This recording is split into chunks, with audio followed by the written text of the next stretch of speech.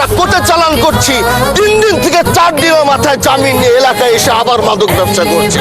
এই জন্য মাননীয় আইনমন্ত্রীকে বলবো, আপনি এই ইয়াবা গাঁজা যেই বড় বড় নেশাগুলো আমাদের দেশে বেশি সচরাচর চলছে, এই বিষয়ে আইনটাকে আরেকটু মজবুত যদি করবেন।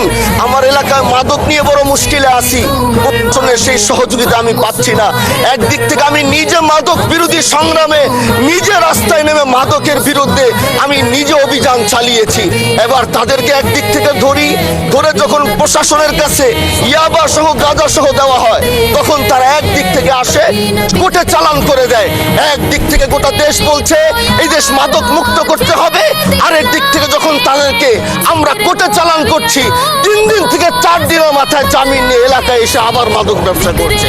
এই জন্য মাননীয় আইনমন্ত্রীকে বলবো, আপনি এই ইয়াবা গাঁজা যেই বড় বড় নেশাগুলো আমাদের দেশে বেশি সচরাচর চলছে, এই বিষয়ে আইনটাকে আরেকটু মজবুত যদি করবেন, তাহলে আমরা মনে করব আমরা এই দেশ আর এই সমাজটাকে আমরা হয়তো আগামীর বাংলাদেশ, আগামীর যারা যুবক, মাননীয় স্পিকার আপনার খারাপ লাগবে, যুবকগুলো গ্রামের তারা ধ্বংস হয়ে যায়। আমাদের চোখের সামনে যখন একজন যুবক ধ্বংস হয়ে যায়, এটা অন্যরা মেনে নিতে পারলেও আমাদের পক্ষে মারা বড় কষ্ট হয়ে যায়।